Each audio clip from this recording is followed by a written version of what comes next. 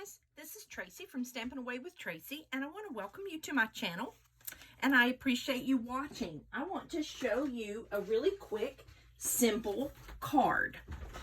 Now, I've got this out of the annual catalog, and this is the new catalog that just came out from Stampin' Up! Actually, it starts today on May 4th, and I think you're going to love it. Some beautiful things. If you don't have a demonstrator and you would like a catalog, I'd be happy to send you one. There's a link below. Just click that link and fill it out, and I'm happy to send you a catalog. So let's get started on our card. This card will only take you about 5 minutes. Now, we are using cinnamon cider. Now, I fixed this card to open like this to the side. This one, I'm going to open it from the top. So you can do it whatever way you had that you prefer. I had this paper already cut, so I didn't want to waste it, and I went ahead and used it. You need some basic white, 3 3/4 by 3 1/2. And we're going to do that first. The inks that we're going to be using with our flower are Mango Melody and Daffodil Delight. So let's go ahead and open those up really quickly. Okay. Now, the stamp set we're going to be working with today is Art Gallery, and we're going to be working with this set, and then, of course, the Happy Birthday. This also has a matching set of dies, which I really like, and I actually used those dies to cut out the Happy Birthday. So let's get started. This is our flower we're going to do in the yellow. Now, I wanted a lot of ink on it, so I'm really stamping it up because I want to be able to see it. Okay, and I'm going to go off center just a touch towards the top of your paper, just like that. Ink it up a second time. Okay, ink it up a second time, and we're going to go just a tiny bit diagonal. We're going to stamp it like this. Okay, now there you go. Basically, that's it in a nutshell. But we want to give it some interest. So we're going to take this die here, the stamp here, and it's this one right here on the Art Gallery down here to shadow. And I wanted to shadow in just a little shade. So I picked the mango. So here we go. We're just going to shadow that. See how it gives it just a little bit of interest? It's very, very subtle, but I do really like it. I'll show it to you a little bit closer up just as soon as I finish these. Just really quickly stamp these.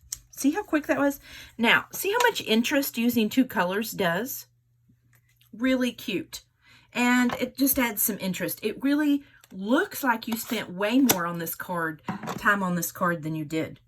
Now, next thing we're going to do is we're going to take our multi-purpose liquid glue. I like the multi-purpose liquid because it gives me time to get it situated exactly where I want it. It's inexpensive and it lasts a long time. So I want to just put it in the middle of the card. And again, we used cinnamon cider. That is one of last year's in colors. So that's on there.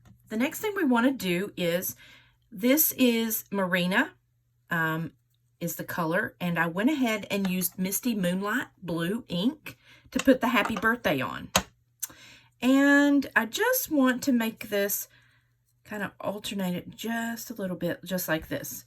So I'm going to just trim this off really quick because it's too long. Okay?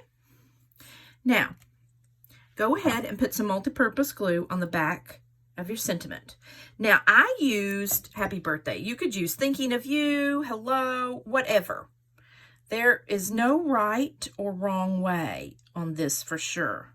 There's just no right or wrong way. You can have it any way you want to, okay?